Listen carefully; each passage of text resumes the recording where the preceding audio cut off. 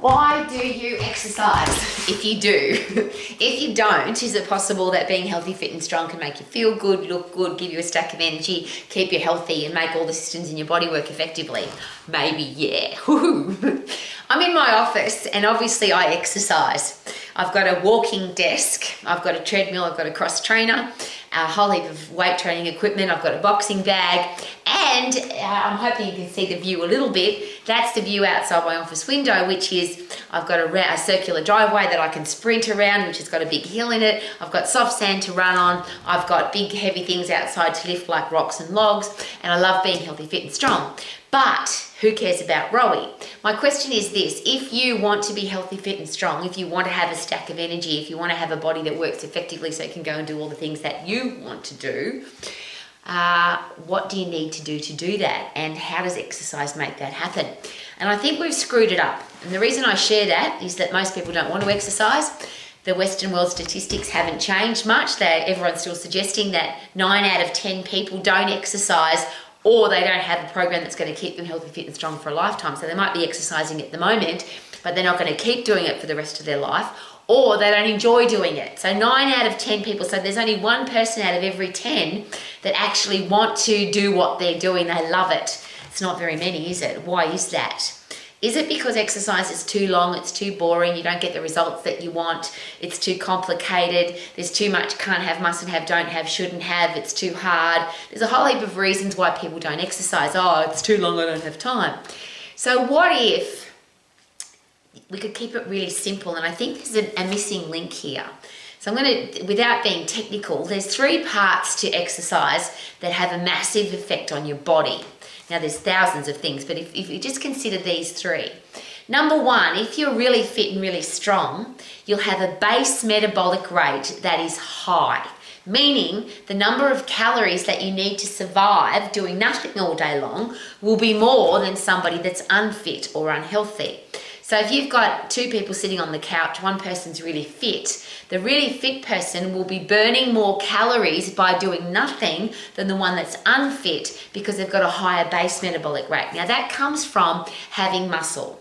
So if you maintain your muscle, now I can't grow anymore, I'm a woman, I can't grow any more muscle. I just don't want to lose any muscle. I'm an old lady, I want to maintain what I've got so I can maintain a high base metabolic rate. And that's why men burn calories faster than women. It's why when a man or a woman go on an eating and exercise plan, the man gets rid of excess body fat quicker because he's got a higher base metabolic rate because he's got more muscle. So BMR, that's really exciting to me. The next one is metabolic rate. So if you're really strong and you've maintained your muscle and you're really fit, everything you do, you can do it faster. So throughout the day, everything you do, whether it's vacuum the floor or walk on your tread desk or play with your kids or walk around the supermarket, doesn't matter what you're doing, you can do it faster and more effectively, which means your metabolic rate spikes throughout the day. Now, I am also in an office where I spike my metabolic rate on a regular basis. Because I'm fit and strong, I punch the bag every 15 minutes, or I skip rope, or I do jump squats, or I run around the driveway. I want to feel good, and that's one of the main reason I exercise, of course, is because I want to feel good. People say, Rowie, how often do you exercise? Every time I want to feel good. It's a simple answer. But if you're in an environment, and we all are, doesn't matter where you are, doesn't matter the size of your office or your house, doesn't matter if you're at an airport or in a supermarket, you can sprint on the spot, you can do jump squats, and you can change your metabolic rate. So when you've got a high base metabolic rate, it means you can eat more food, and I'm sharing this with you because I love to eat food, obviously. So I want to be able to eat as much as I like without having to count calories and without having to diet. So I want to maintain a high BMR, base metabolic rate. I want to spike my metabolism throughout the day so I burn more calories, and I can't do that if I'm weak and frail. So I do that at least every 15 minutes. I get really puffed. Metabolic rate goes up, so I burn more calories throughout the day. But there's one that doesn't get talked about very often, and I think it's the most important one, just in my personal opinion, and what exercise should actually be for. A lot of people talk about burning calories. I've burnt 500 calories or 1,000 calories when I've exercised. Very complicated, and it takes a long time to burn 1,000 calories, by the way. But then you go and eat, and it's very easy to eat 1,000 calories. So how do you make sure that you're healthy, fit, lean and strong when that balance, because you'll often hear you need to eat more or eat less and move more, and then you'll lose weight if that's a goal that you have for exercise. Well, just as a side note, I don't want to lose weight because I want to maintain my bone mineral density, that's heavy. I want to maintain my muscle, that's heavy. I want to be hydrated, water's heavy, so I don't want to lose any weight. What I do want to have is a stack of energy and be lean and be able to go and do all the things that I want to do. So base metabolic rate means maintain your muscle, so you burn more calories at rest. Metabolic rate means you can do everything faster, so you burn more calories during the day. But the one that's not talked about, respiratory quotient, RQ, is where those calories are coming from. So when you're in the aerobic system, for example, which is what we live in 24 hours a day, there's 3 energy systems. Energy's got to come from somewhere, and there's 3 different energy systems in your body. Your aerobic system means you breathe in oxygen, you breathe out carbon dioxide, your body burns protein a little bit, but mostly carbohydrate and fat in that system. When you go to the lactate system and the phosphate system, which is the other 2 energy systems, you don't burn you don't burn fat anymore, you burn carbohydrate and stored phosphates. So do you want to burn fat when you're exercising? And my answer is no. And the reason for that is if you want to get fit and you want to get strong, you've got to change what's going on in your body. And if you're living in the aerobic system, and we all do 24/7, if you exercise in the aerobic system, nothing really changes. If you go for a walk, if you go for a plod jog, if you do an hour's class, you're pacing yourself through that experience. So the calories that you burn, even if you burn a stack of calories, you're not really changing anything inside your body because you live in that system. But if you now train in the lactate system or the phosphate system, you only burn carbohydrate. And that's a really interesting thing to consider. Stored glycogen, which is stored carbohydrate, is the energy that you use or the energy that you burn to be able to do those high intense activities. Now, I stay away from the lactate system and I don't like it, and I don't give it to other people to do either, because that's that burning sensation. You often hear people say, feel the burn when you exercise. Or unfortunately, some people feel sick. They call it the green zone because some people feel nauseous exercising there. Because you're exercising at a high intensity, you're burning carbohydrate, but you have this burning sensation, and some people call it lactic acid, where there's some form of acid pushing up against your nerve endings causing pain. Well, I don't want to exercise there, so I exercise at the phosphate system, or in the phosphate system, which is 10 seconds. Now, I've got my 10 fingers up. The closest to 0 you can get is 10 seconds, and for most people, 9 out of 10 people who don't want to exercise, the further you get away from 0, which is their chosen amount of exercise they want to do, the less likely they are to do it. So when you exercise in the phosphate system, you are exercising at 100% effort. It's the only system that is 100% effort. And I use a simple side note. If you go to the Olympic Games and watch the running events, the only one that's the phosphate system is the 100 metre sprint. Nobody's pacing themselves in the 100 metre sprint. It's full on, full hard phosphate system. Go for it, 10 seconds. And that 100% effort produces a whole heap of different chemical reactions in your body because you're putting in 100% effort. But what that does is it changes your RQ, your respiratory quotient.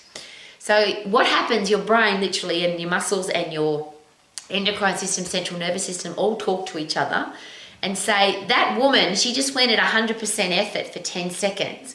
We have to be better for next time. We have to make sure we've got the energy to do this for next time.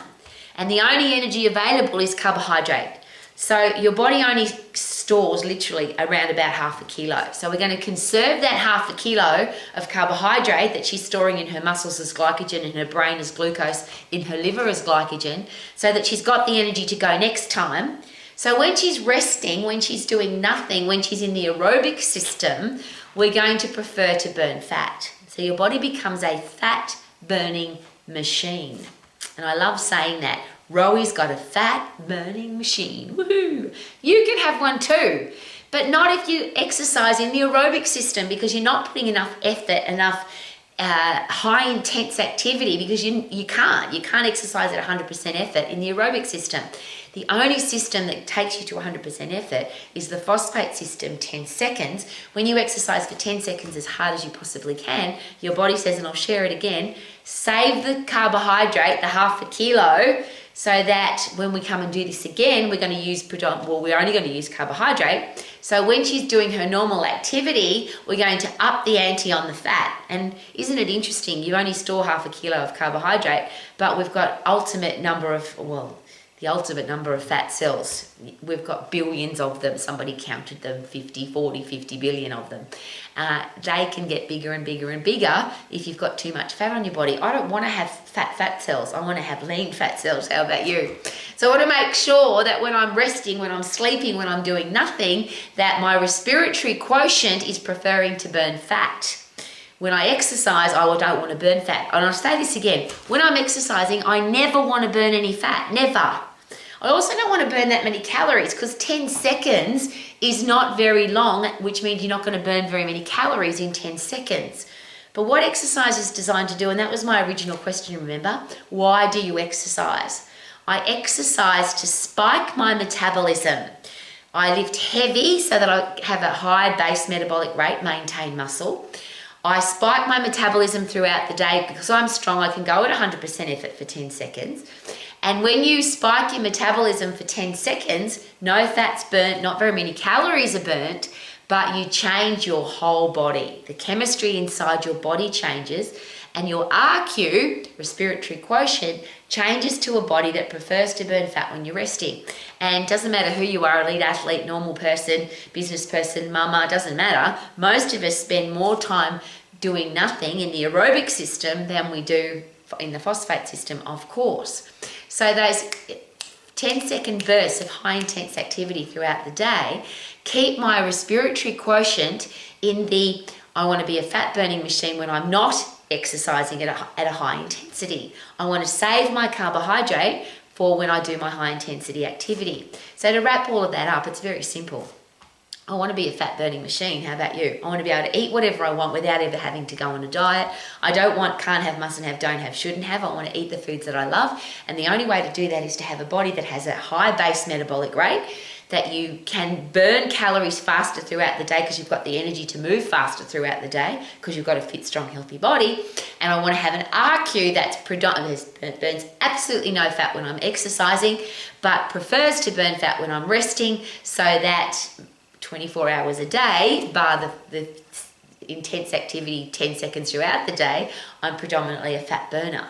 It's a pretty simple process. And if you understand the energy systems, and this is my begging position, you live in your body your whole life. Why not learn how it works? Why listen to some person tell you to go to the gym for an hour, to go for a run for half an hour, to walk for an hour, waste your time, do nothing to change your body chemistry? If you exercise at high intensity, and my favorite quote, if you put in 100% effort, you're more likely to get a 100% result. Yeah? You put in a 50% effort, you get a 50% result. Most people don't exercise because it's long and it's boring and they don't like it and they don't get the result that they want. And is that possible that the reason you're not getting the result that you want is because you're working too easy and for too long? Long and boring doesn't give you great results. High intense activity changes your RQ, respiratory quotient, to turn your body into a fat burning machine. Now that's got to be awesome, yeah? Live your life to the max. Fat burning machine. Woohoo!